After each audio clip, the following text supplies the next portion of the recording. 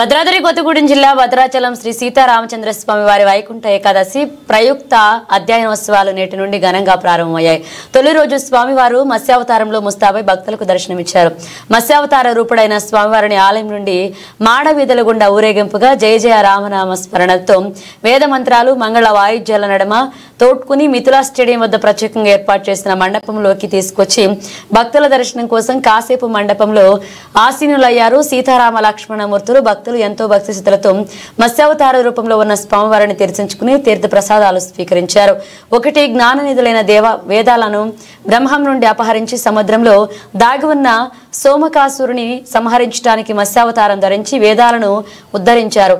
రెండవది జలప్రళయం నుండి నావలో ఉన్న వైవస్వత మనవును సప్త ఋషులను సృష్టికి అవసరమైన విత్తనాలను ఔషధాలను రక్షించాడు. ఈ అవతారాన్ని పూజించడం వలన కేతు గ్రహ బాధలు తొలగుతాయని భక్తుల విశ్వాసం.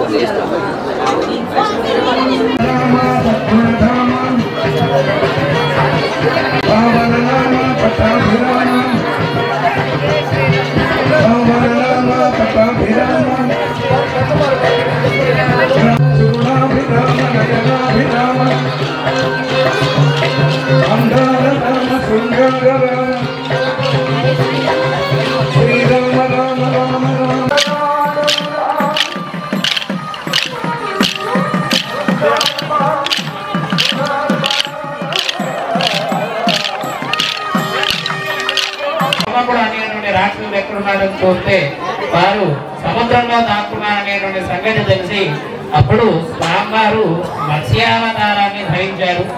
ఆ యొక్క మత్స్యావతారం ధరించి ఆ సోమకుడు అనేటువంటి రాక్షసుని సంహరించి మరలా తిరిగి ఆ యొక్క వేదాలను బ్రహ్మదేవుడికి స్వామి ఇచ్చారు.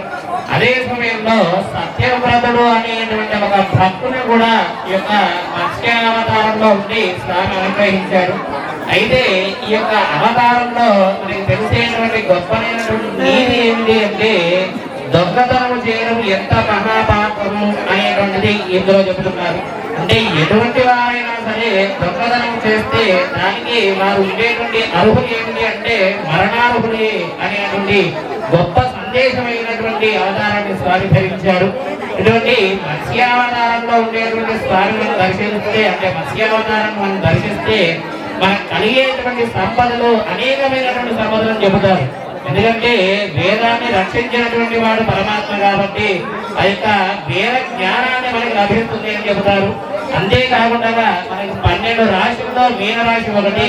ఆ యొక్క మీనరాశికి అధిపతి అయినటువంటి గురుడు కూడా మనకి విజ్ఞానాన్ని అందిస్తాడు. కాబట్టి ఇటువంటి గొప్పైనటువంటి యొక్క రోజున మత్స్యావతారంలో స్వామి ఉండడం వలన మనందరం కూడా స్వామిని దర్శిస్తే ఆనాడు ఆ యొక్క బ్రహ్మగారిని ఎలా అయితే అనుగ్రహించారో మన అందరినీ కూడా అనుగ్రహించాలని కోరుకుంటూ జై శ్రీరామ్.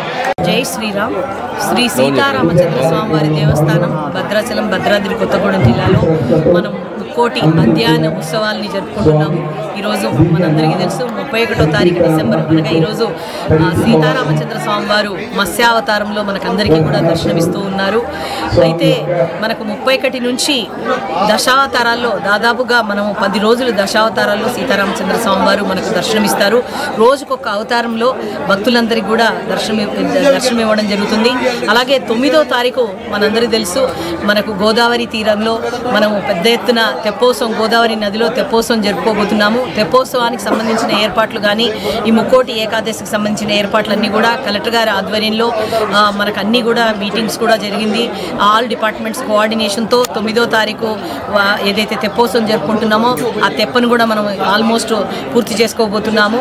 దానికి సంబంధించినటువంటి కలర్స్ కానీ పూల అలంకరణ కానీ ఇల్యూమినేషన్ కానీ అవన్నీ కూడా మనం చివరి రోజు 9వ తారీఖుకి మనం రెడీ చేసుకొని సాయంత్రము 4 గంటల నుంచి సీతారామచంద్ర సీతారామచంద్ర స్వామివారి దేవస్థానం నుంచి స్వామివారి బయలుదేరి మనకు నదీ తీరానికి చేరుకొని అక్కడికి మనం 5 గంటలకు చేరుకుంటాము. 5 గంటల నుంచి 6 గంటలకు మనం 5 రౌండ్స్ మనం గోదావరి నదిలో మన స్వామివారు తెప్పోత్సవం జరుగుతుంది. స్వామివారిని తిప్పి మనం వచ్చే టైంలో క్రాకర్స్ కూడా పెద్ద ఎత్తున ప్రతి సంవత్సరం చేస్తాము. మనకు ఒక 5 రోజుల ప్రోగ్రామ్ని కూడా వారు చేయబోతున్నారు. 7th, 8th, 9th, 10th, 11th కూడా కార్యక్రమాలు అక్కడ ఉంటాయి.